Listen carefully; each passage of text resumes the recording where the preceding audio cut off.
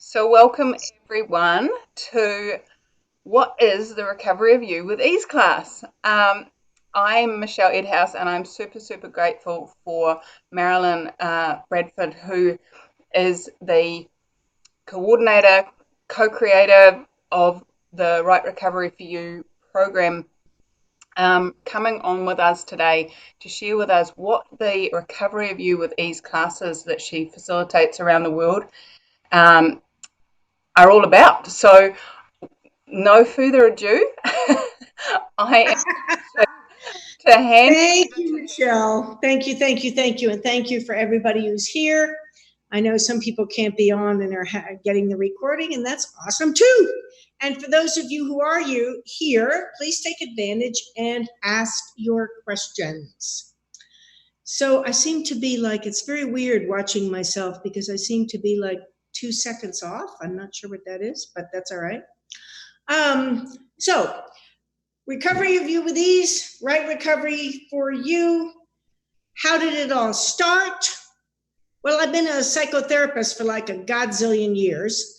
And after I started Access, I started using the Right Recovery for You tools with my clients. Of course, at that point, they really weren't the Right Recovery for You tools. They were the Access tools. But anyway, they were working so much better than anything I was doing with therapy, and I'd had a lot of training. So this was a little odd. But I approached Gary Douglas and I said, what would it take for us to actually create something in Access with addiction? And he's like, oh yeah, absolutely. And that's how Right Recovery for You was born. Because I knew, now a little background, I was diagnosed as an alcoholic in 1988. And I went through traditional treatment. I did the traditional 12-step program. I was an avid believer for almost, 15 years, something like that. The whole time knowing that there had to be something different. But there wasn't anything different showing up. So I didn't, what do you do when there's nothing different showing up? And after a year or two with Right Recovery for You and just introducing things like question rather than answer. Everything we have in this reality is about answer, and certainly addiction has its answers. You are this, you need to do this, you be this, you'll never be this, blah, blah, blah, blah, blah. And everything that is, can we destroy and uncreate it times a godzillion, please? Michelle, you be the pod pucker. Right, wrong, good, bad, pod. Oh, hold on. Where is she? Is she muted? Right, wrong, good, bad, pod, poc. In any case, one of the first things that I really realized was that addiction is so much more than alcohol and drugs. Everybody thinks, oh, it's those people. It's people who have alcohol and drug problems. No, not. Addiction is anywhere people escape from themselves into something else. So yes, some people escape into alcohol and drugs. Some people escape into relationship, but people escape into a lot of different things. It's going to a place where they don't actually exist. So there's gambling, there's sex, there's perfectionism. How many of you know people who need to be perfect? I'm perfect. I'm sorry, there's nothing wrong with me ever. Yeah. There's addiction to smallness. This is my life. I can't be more than this. It's too scary. And anytime I start to be more than this, I go back to the smallness of my life. There's addiction to even things like poverty. Now, I'm not saying that people aren't born into poverty, they don't take on those belief systems. Absolutely. It's a matter of if you give people tools and information, are they willing with all of these to climb out of it, to go, wait a minute, I'm not buying that. Are they, oh no, this is who I am, this is the way life is. So there's lots of addictions. It's not just alcohol and drugs. It's where you go to not exist And it's also where you go to be owned by something. So if you look at your life, and believe me, I'm still looking at my life, what do I allow to own me? Sometimes it's other people's opinions of me. Still, I'm like, seriously, Marilyn? Oh my gosh. Sometimes it's money. Sometimes it's, right now I don't have too many of those left, but I still have them. It's time. It's anything I allow to own me is an indication that I'm not showing up as me and I'm not being the greatness of me. So recovery of you with ease is all about, first off, assisting people in identifying what's actually holding them back, in the sense of where do they default when they get anxious, when they get tired, when they don't know what to do. Where do they go? Where do you go? What's the place that you default to? And believe me, every single person on this earth, pretty much, maybe not Gary and Dave, but every single person other than them has a place that they default to. And it's not a wrongness. It's what we learned and what's we created. And most of us created it as children. And it was very, very useful at the time. I learned not to be in my family, because when I was me, it wasn't okay. I got in trouble. Okay. Shut that down. What do you need me to be? I'll be that. What do you need me to say? I'll say that. How do you need me to act? I'll act that way. And that was actually a very useful survival skill at the time. Because, I was 5 years old, 7 years old, 13 years old. Even then, I knew that I couldn't live on my own. I knew that I required my family. So I was willing to do whatever it took to survive. And that's how most of us get our what we call addictive behaviors. They're survival strategies that we developed in childhood that were brilliant, I might add, but are no longer useful. Okay, so one thing I really, as I said, would like to encourage all of you to ask questions. Does anybody have any questions about that?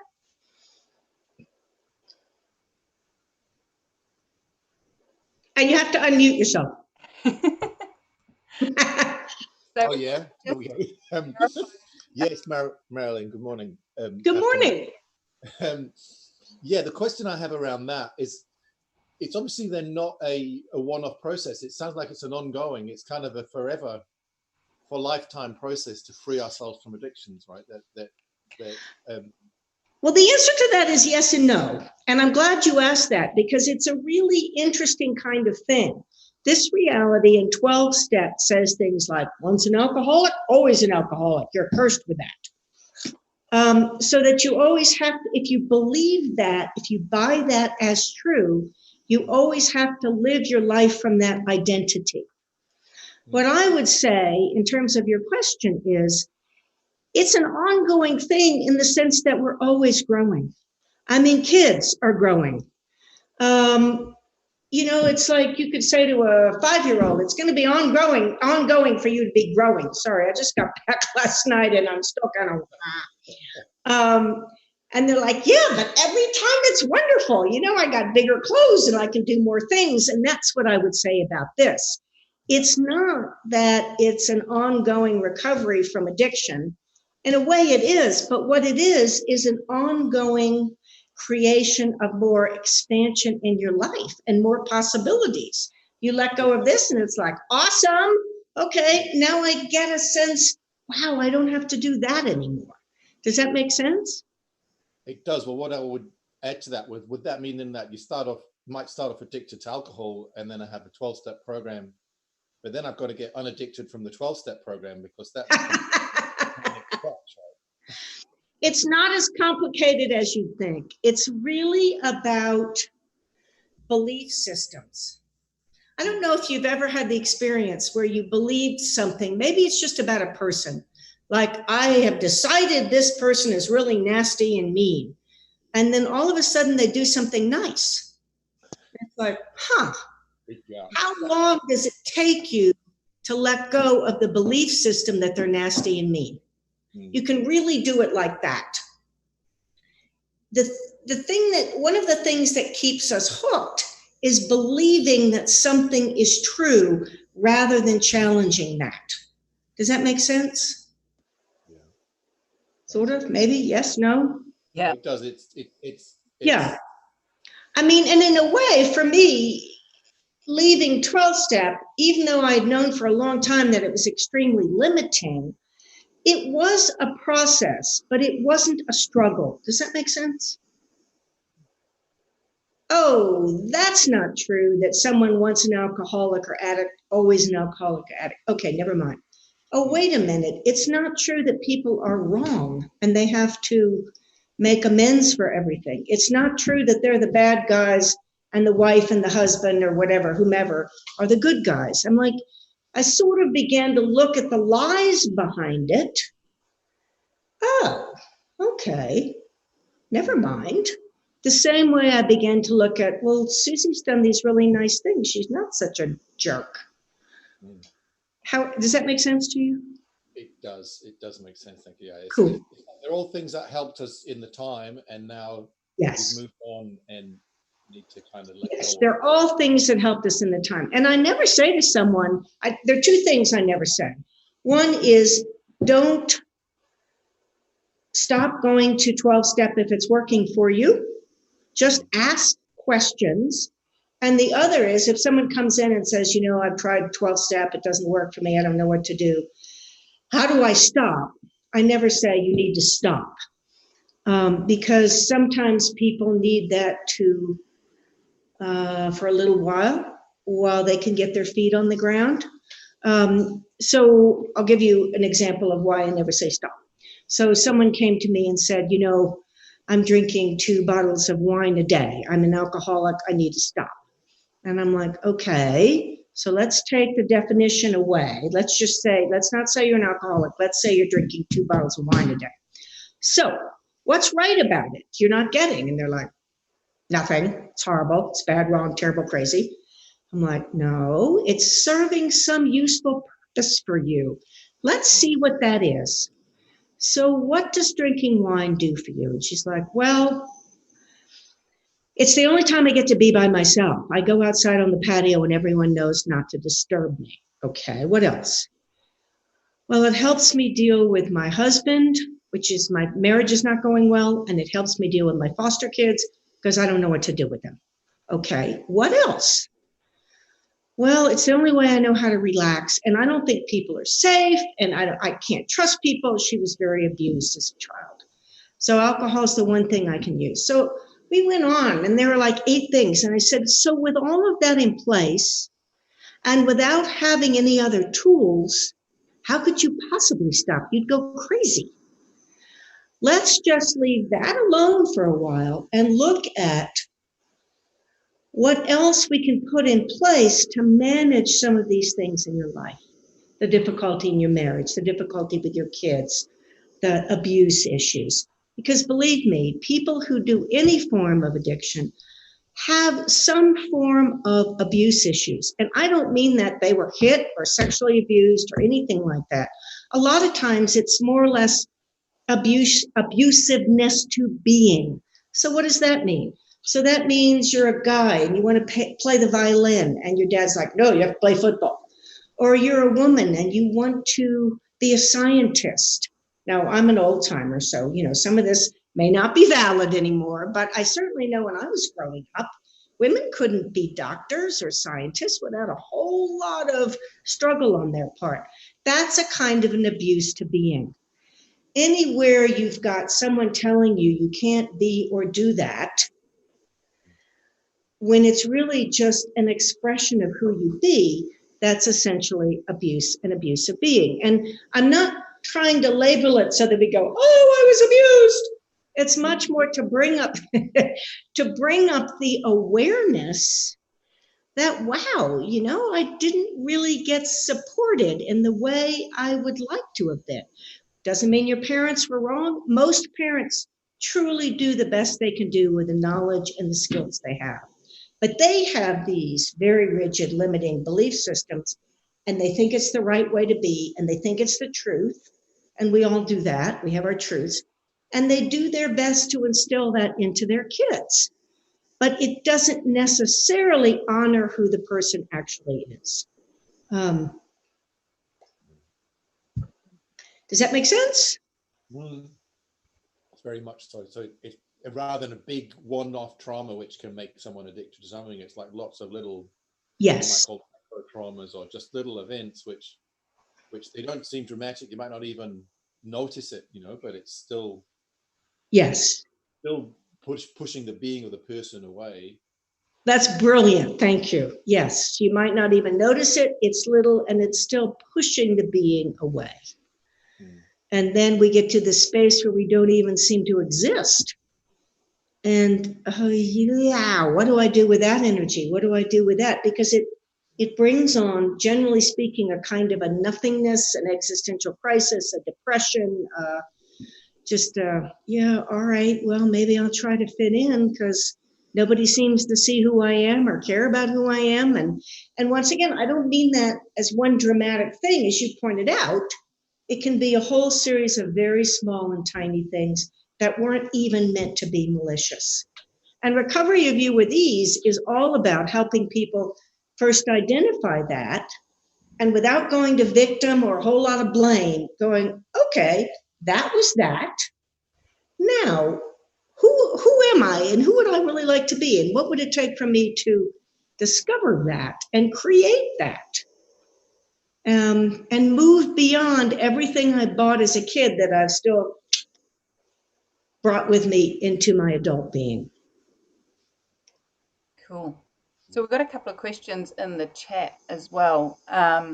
Dixie's asking, so is addiction a death urge? Well, it's certainly an urge not to exist. And if that's a death urge, maybe. And a lot of, if you look at the statistics on suicide, a lot of them have alcohol and drugs involved. Interestingly, since these other forms of addiction are not acknowledged, whether it's, relationship or trauma drama or anything like that, we don't really know how many other addictions are involved in suicidal cases. But in a way, yeah, because what addiction does, it cuts you off from being you, and it cuts you off from joy and happiness and just the expansiveness and generativeness of life in general. So whether or not it's an urge, I think it's more of a, what would that be? A default position, essentially. I can't make it here. I can't be what they want me to be, so I'll just go over here and not appear and disappear. Cool. And Andrew is asking, can you be addicted to boredom? Meaning, whenever I go into boredom, I choose an addiction, i.e. food, TV, binge eating, etc. Absolutely. And a lot of what boredom is an expression of the fact that we've cut ourselves off from who we actually are. Because a real being is essentially not bored. They're curious. They're in wonder. Have you ever seen a kid who's in wonder? That's what we are naturally.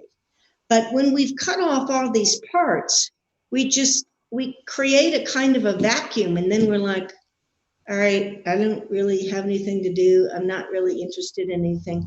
But we've decided at some point that we can't be interested in something because it will be shot down. How many of you had enthusiasm, had ideas, had, go get them, had joy, and you were told, oh, that's stupid. You can't be that. Or why are you making so much noise? No, that's not okay. So what do? Once again, we shut that all down and we push that all out of ourselves, and we become this kind of nothingness, which is not really who we are, but it's a response to having had our joy, our enthusiasm, all of that shut down. This is interesting because I invited someone to come stay with me for a couple of weeks to do some work. And it was a real experience. Cut off my awareness, stupido. So first of all, besides the fact that they didn't do the work, it was the kind of thing, and I recognized that this was what my family did to me. Like we're driving into town and I'm going, oh, we've got these beautiful mountains and everything. And I'm like, what do you like to do? She says, well, I like to hike. I'm like, look at our mountains. She says, well, they're not my mountains. And then later, I took them out for this really lovely dinner with just in a nice restaurant with some good wine. And it was amazing. And she even said, wow, this is one of the best meals I've ever had. And then later, like a day later, she said, well, that was nice, but I just as soon have my Fritos and yogurt. So that's the energy, if you can get that, of what happens to most of us in one way or another. Finally, I kicked her out. Yes! And I was generous with it, but because I had just cut off my awareness, Gary and Dave said, you just dumbed yourself down to believe her lies. And we still do those things. And it's not a wrongness. It's just, oh, wow, okay, well, now I never have to do that one again.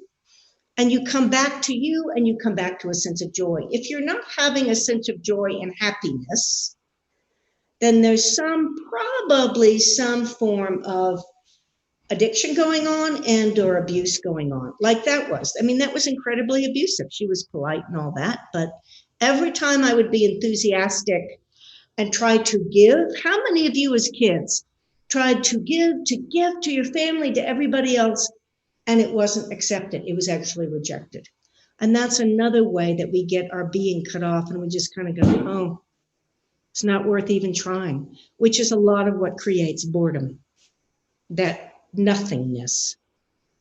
Cool.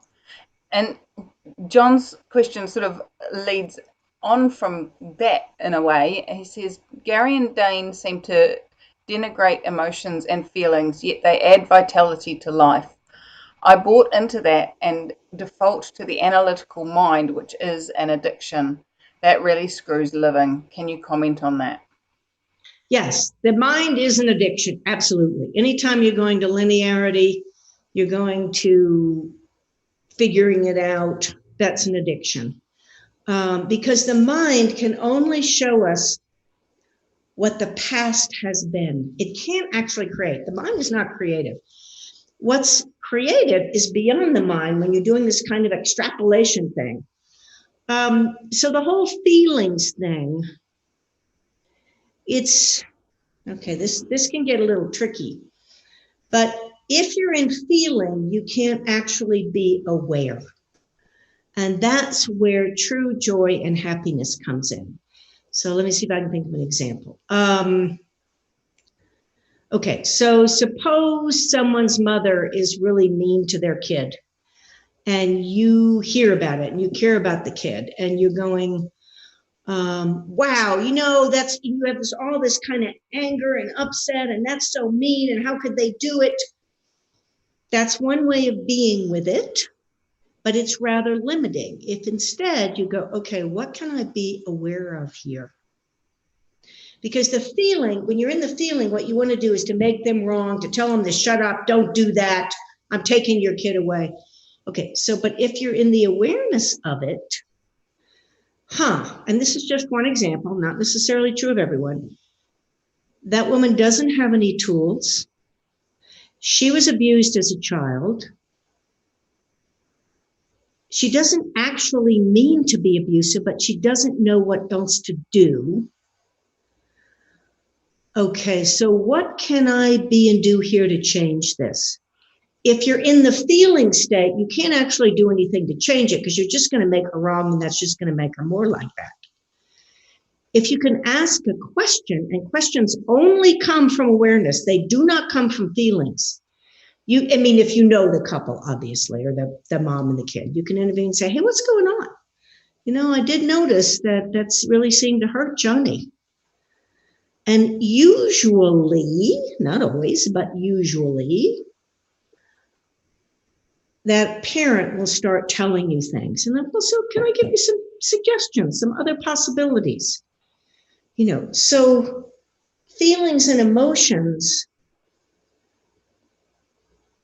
they seem like they actually expand and give this sort of greatness to life, But in actuality, they reduce it. They reduce our possibilities. Here's another way to look at it. Go outside to a beautiful place with a sunrise or a sunset. And if you're going, oh my God, it's the most beautiful thing I've ever seen, you're not actually being present. Feelings don't allow you to actually be present. If you're present with it, say a beautiful sunset, a beautiful sunrise, you melt into it. And it's just like, whoa. But that's not actually possible if you're in your feelings. They actually create barriers and separation and cut us off from awareness. Now, are you going to have them? Yeah, most likely. I still have them sometimes. I'm like, wait a minute. Okay, if I weren't having this feeling, what would I be aware of? Does that help? I hope so. John, if you either unmute yourself or, yeah, he says, Yeah. awesome, cool. So, Marilyn, can you tell us a little bit about what sort of things do we cover in the Recovery of You with Ease class? Like what? Yes.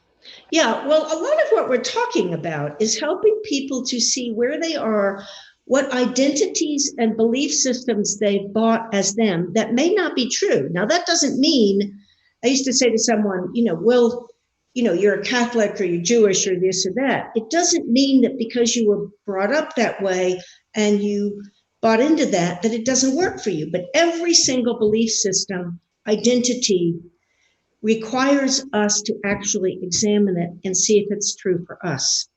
And I'd look at all of the ways that we've chosen not to exist, all of the strategies that were beautiful in childhood and really worked and were great survival skills, but don't work for us now. So there's that part of looking at all of that. And then there's all kinds of exercises and things that we do to assist people in beginning to see what really does work for them and how to create that. This is a very hands-on class. I used to be a teacher and I was always big on exercises and things. And that's what we do.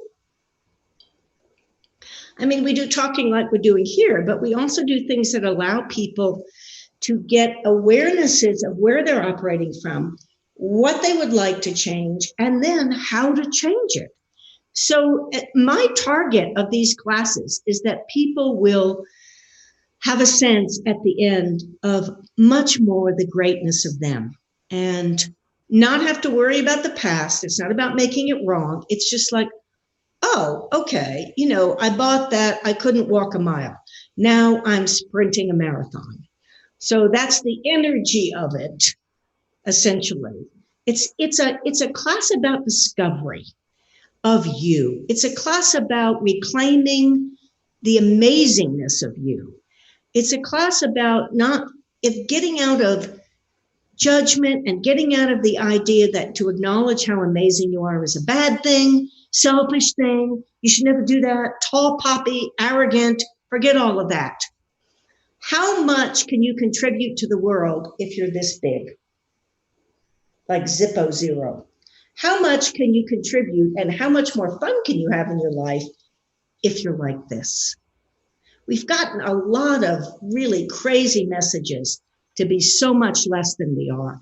But the truth is, when you are willing to discover how amazing you are, then you're such a gift, not just to yourself, but to your kids, to your family, to your country, to the world.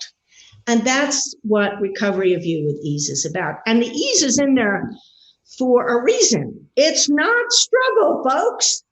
One of the things that's changed my psychotherapy practice over the years with Access, and now I've been in Access 13 years.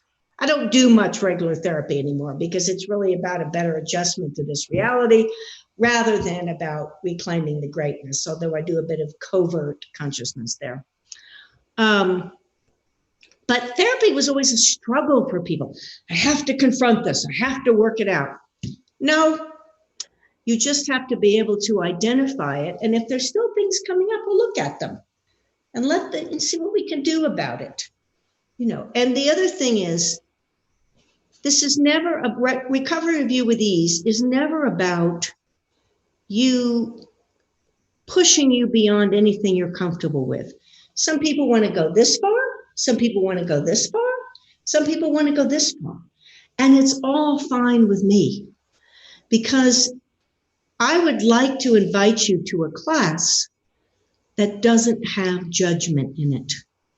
Now, that is more radical than you might imagine, but that's a key point of recovery of you with ease.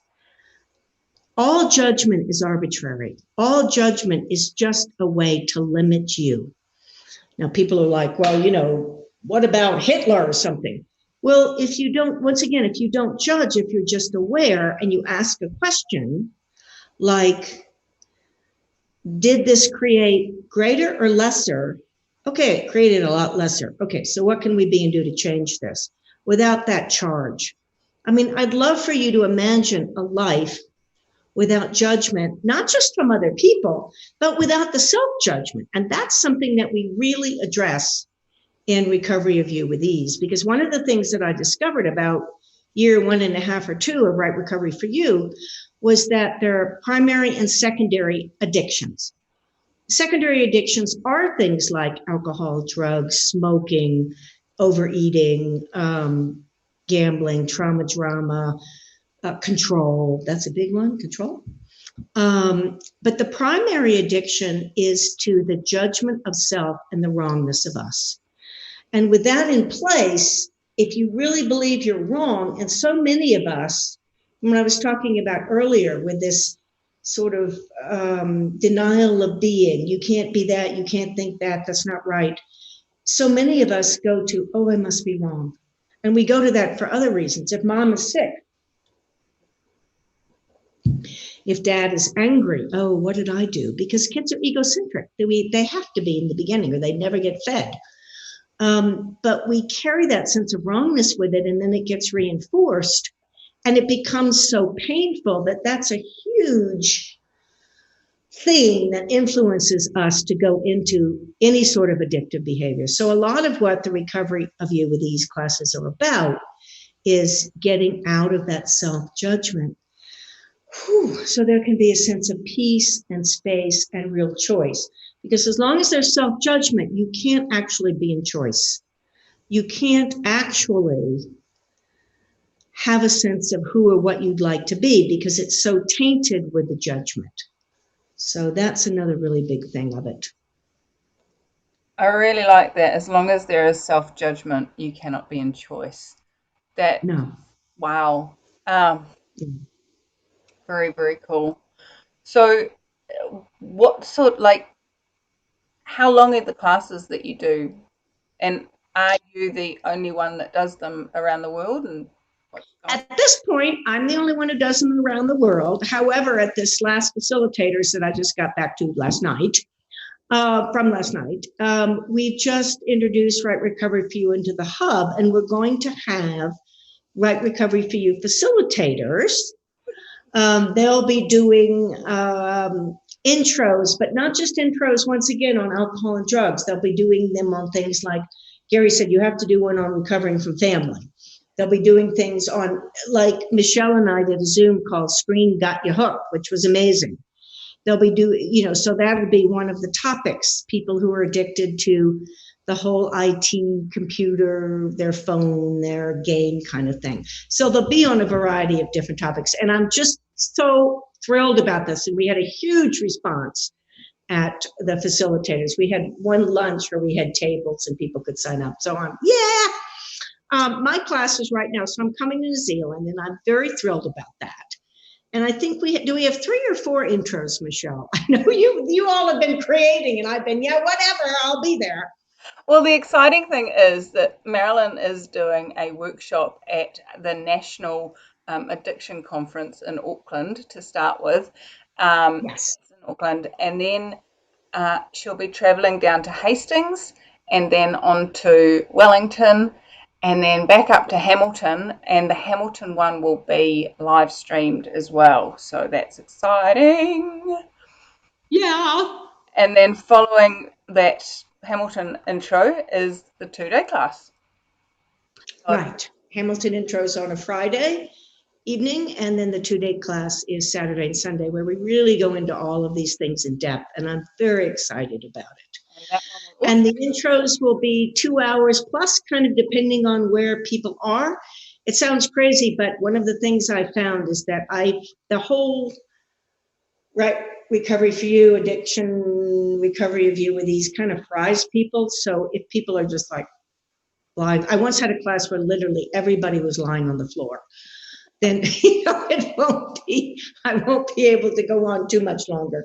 But I really would like to be there to answer the questions, to assist people in discovering what's true for them and what they're actually aware of and what's unique about them. Because I guarantee you, every single person, every single one who came on this Zoom and who couldn't be on, and I had a lot of emails from people who couldn't be but are going to listen to the replay, you wouldn't be on this if you weren't a unique, amazing being, because you know that something else is possible. You know there's more there for you to be. And it's never about me telling people the answer, or what they need to do or anything. It's about, okay, let me ask you a question. What can we discover here? What's coming up for you? How does this look? All right, how else could we look at this? It's about possibilities. In fact, quite a while ago, Gary gave me a tagline for Right Recovery for You, which is from limitations to possibilities.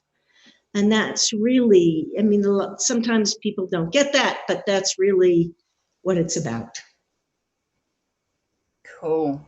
Now, Jane's asking, is it suitable for people with no access experience? Absolutely. One of the great things that my psychotherapy practice did for me over the years was to allow me to work with people wherever they were coming from. And I've had Right Recovery for You classes from where there was someone who'd never had their bars run to someone who was actually working for Access in a high level position and had done probably, 35 classes. And that's one of the reasons I do experiential exercises in my classes, because those allow each person to be where they are rather than using kind of jargon or this or that they might not understand. I explain the clearing statement. I send them to clearingstatement.com if they require that, and I answer any questions. But absolutely, these classes are geared to whomever is really interested in changing things and having and being more. And it doesn't matter what their experience is. Very cool. So what I also want to point out to everyone is when you go to the website and you have a look at like the 2.5-day class, that includes an intro. So if you attend either the Hastings or Wellington or Hamilton intro and haven't registered for the extra 2 days, when you do register for that, we'll deduct the cost of the intro off the full 2.5-day class price, because it is the price for the 2.5-day class. And it's extreme, that 2.5-day class, and would love to have you on with your questions. I did a live stream in Vienna. I did a 2.5-day class there, and it was so fun. We had French and Spanish and German, and people would come in with their questions, and it was great. The feedback was they really felt like they were part of the class. Awesome. So I want to invite anyone who can't come in person to live stream this. Absolutely.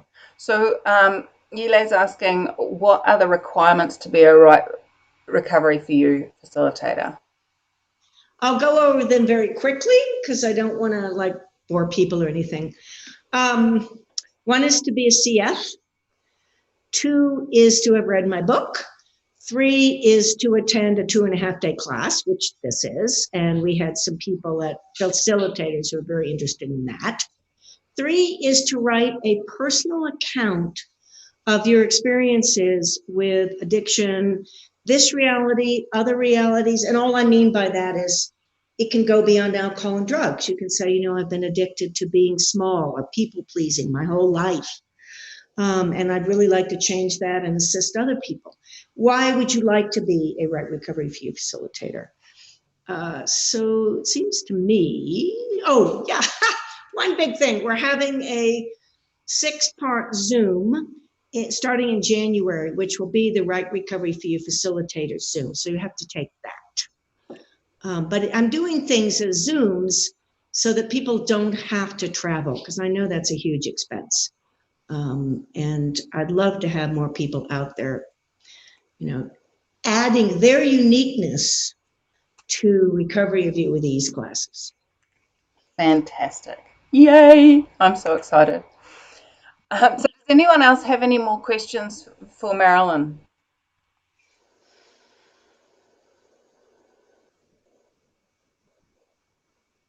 Cherie says, love this, so exciting, Marilyn. Hey. Yay, thank you. I've got a question. Yay, who's that? Annette. Hi, Annette. Kia ora, Michelle, kia ora, Marilyn. Marilyn. Yes. So my question is, okay, so we can go to Right Recovery for You, and we can realise through our mind what the changes are that we need to make, but how does our body find out about it? Oh, good question. Most of us are so cut off from our bodies. We will be doing some exercises that connect the beings with the body, because the body is a huge part of this. And I know that, I came from an intellectual culture. My father was a professor in a prestigious university, and basically we didn't exist from the neck down. So it was a lot about me, even when I was getting through the whole thing with alcohol, to connect to my body. But it doesn't matter what the addiction is. We have to reconnect with our bodies, and our bodies, because our bodies are essentially like nature. If you walk out into nature, if you go for a walk on the beach or in the field or in the forest, there's no judgment there. And our bodies have no judgment, even though we judge them mercifully. I'm not going to say, this is a word that's tricky for me. Mercilessly. We judge our bodies, unmercifully. But you get the idea. We judge our bodies with this terrible harshness. So part of the self-judgment is also the judgment of our bodies, and we'll work on releasing that and getting more connected to our bodies. Because it's very difficult to give this up if we're not connected to our bodies. Yeah. So great question. Thank you, Annette. Right. Thank you. And Cherie's asked in the comments, judgment of yourself, can we really give it up for good? Yes, you can. And having said that, I'm pretty much there, not completely. But what I notice is that, something, I'll quote, make a mistake or this or that. And the judgment will come in and I'm like, hi, not welcome, bye. It's so much a matter of these things show up, but you don't have to buy them as real or true. And they show up because our whole world is about judging yourself. So it's very difficult to say they're never going to show up. But sorry, I have a bit of a cold. The trick is to not make them significant, to ask questions like, is this relevant to me? Oh, no, never mind, bye. Just like a cloud might show up, or you might pass someone on the street who's wearing a Halloween mask or something odd like that. You don't have to go, oh, they're wearing a Halloween mask. Oh my God, what does that mean? No, it's just like, oh, I just judged myself that I did that wrong. Okay, so what awareness could I have instead? Oh, actually, that was the best I could do at the time. How's it any better than that? Cool. Awesome. I've got another question, if that's okay. Yes. Just in what's kind of coming through for me is it seems it's like the difference between being in survival mode and really thriving. Like when we're in survival mode, we're looking at the danger and we're trying to keep our head down, and it's about compromising what we do. And when we're thriving, we're actually able to choose things fully. Yes. And in my understanding, that requires really feeling safe in who I am. Like the survival mode is that feeling of a threat or remembering or seeing a danger and a threat, which is, has that just disappeared, or do we find that in something, like where do we find that feeling of being safe and it's okay to actually really be and to thrive and just to choose, not to have to think, oh, if I choose this, then that's going to reduce my survival chances. So you go back to survival mode. Like, where So does what that if feel? it's not about being safe? And a brilliant question, thank you. What if it's not about being safe? What if it's about knowing that you as a being can handle whatever comes up with ease? What if it's about that confidence in yourself? And that willingness, because a lot of that gets destroyed. That's that, what I was talking about earlier, that whole destroying of being, but and we allowed that to occur because we needed to survive at the time. You cannot go off on your own at 5 years old. But as an adult, if you know what? Whatever it is, we're going to be able to deal with it. And consciousness has my back. That's another big part of it, is knowing that you're not alone. However you would like to conceive of that or receive that, we feel so alone as children, and we carry that with us. But actually, when we're expansive, the more we're being us, the more consciousness has our back. And the more whatever comes up, yeah, all right, whatever it is, we can deal with it. And we can thrive through it. And if there's a setback, oh well, we're going to go ahead.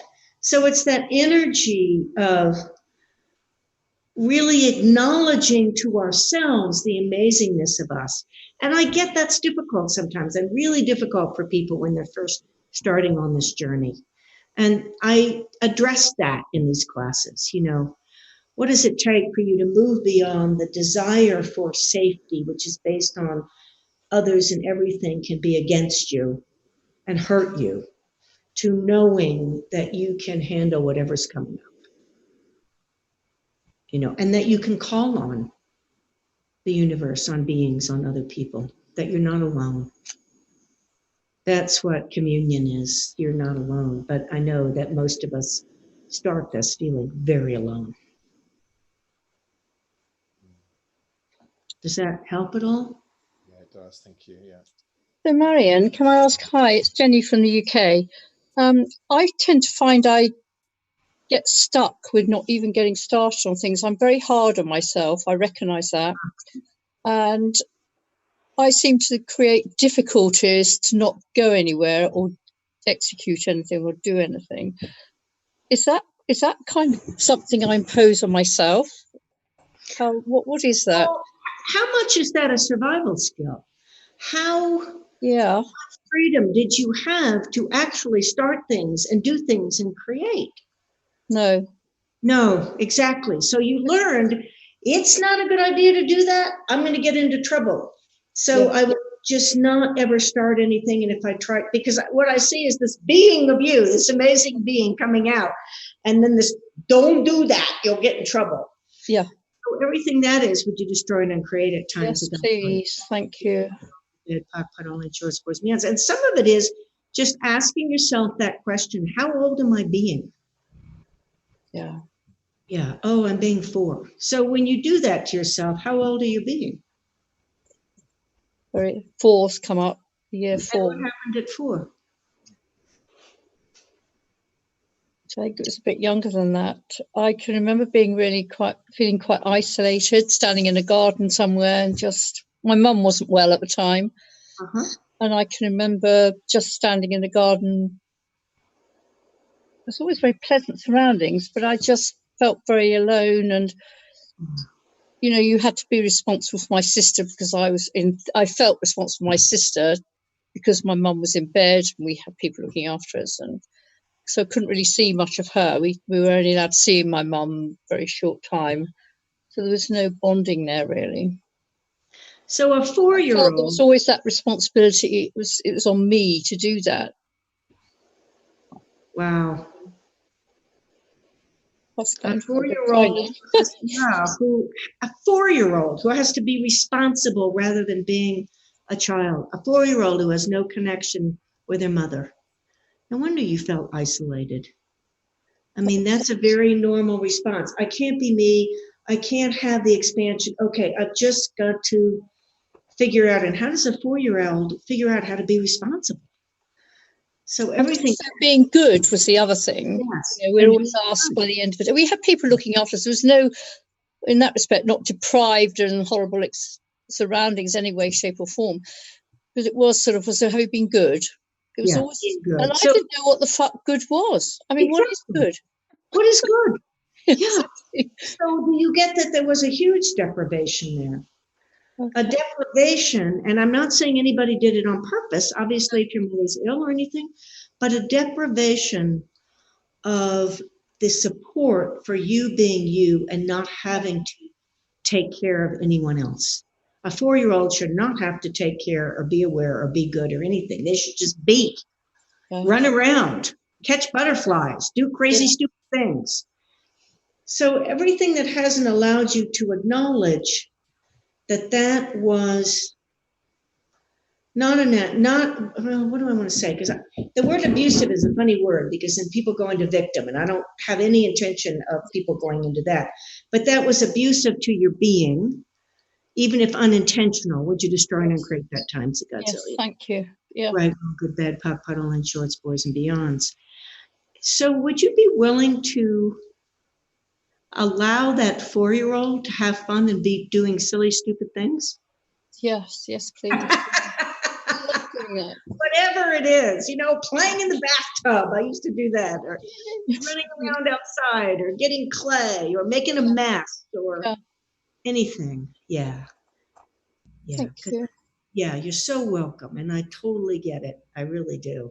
I hadn't realised. I think that's what stops me even creating classes, all sorts. I have these ideas and really interested in what you do, and Susanna as well. That's sort of, but I just seem to just become stuck. I don't know. I don't know.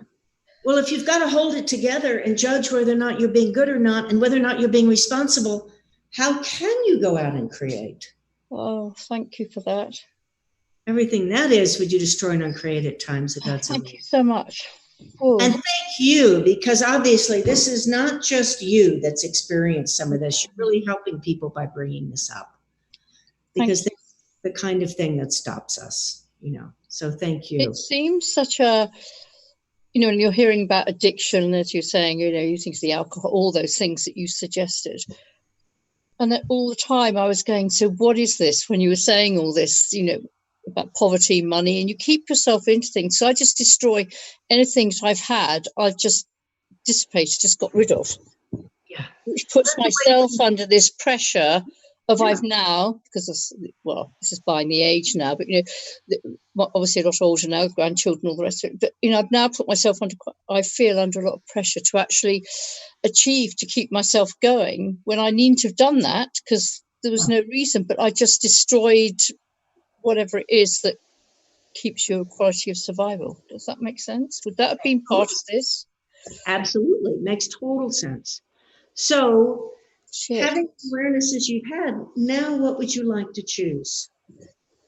Oh, lightness, expansiveness, joy. Awesome. Creativity, all those things, Yeah, absolutely. And be gentle with yourself. If that energy is going to come up because it's habitual, no, bye. That was, I needed to keep myself there when I was 4. I don't need to do that anymore. Yeah. Thank you so much. You are very, very welcome. And thank you for having the courage and the willingness to bring that up. Yeah. Thank you. Awesome. Well, Marilyn, we're at sort of like the 55 minute mark. Is there anything else you'd like to share or add or say? Well, I mean, it seems so trite in a way, but I really want to emphasize all of this stuff is changeable. Wherever you are stuck, it's changeable. It really is. Does it take a little work? Does it take a little courage? Yeah, it does. I know.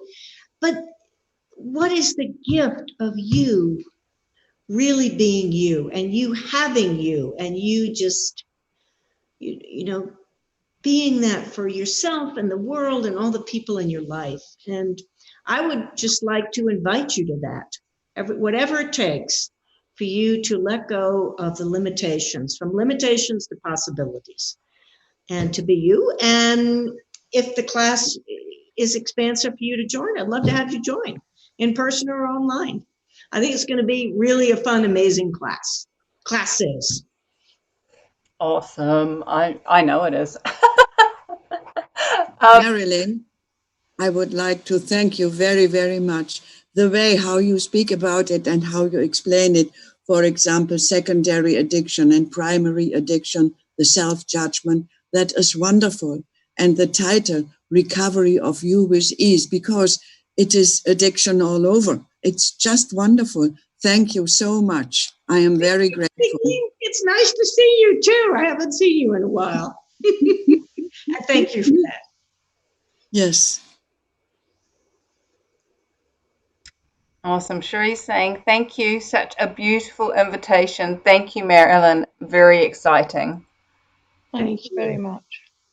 Yeah, I'm really happy with this and really grateful for all of you who came on and were willing to be here and contribute your energy and or share or ask questions. So can I just say, Marilyn, it's Cherie. I did a telecall with you probably 4 years ago. It was about coming out of judgment of yourself. It was amazing. I don't think I can. And yeah, it's been like, where have you been all these years? So I'm grateful you're back and offering this. Yeah.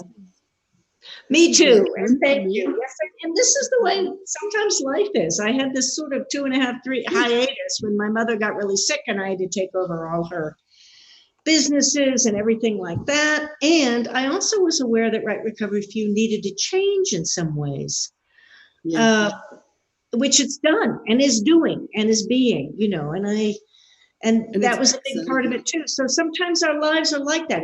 And once again, we're not wrong for taking time off our business or anything. And can I just add, really, your book, Right Recovery for You, I just thought of it then. That actually was the very first book I ever bought at an access class. Cool. Thank you. Thank you. Thank you very much. That's brilliant. You that are interested in doing the class online, if you've got a group of you in an area that would like to get together and be part of the class as a group, we are open to having parties of possibility around the world. So please contact me or Marilyn if you would like to ask about that. We already have a couple of those being organised, so yeah, please ask questions. What would create greater for you guys? So Dixie says, thank you. Yeah, that would be fun. Absolutely. Yeah. It's one thing I love about live stream is it's like you have a class in a room and then all these people from all over the world can join in and you have just so much more expansion and energy. And so, yeah, please, yeah, consider a pop. Absolutely. Cool. Anyone else have any questions quickly before we wrap this up?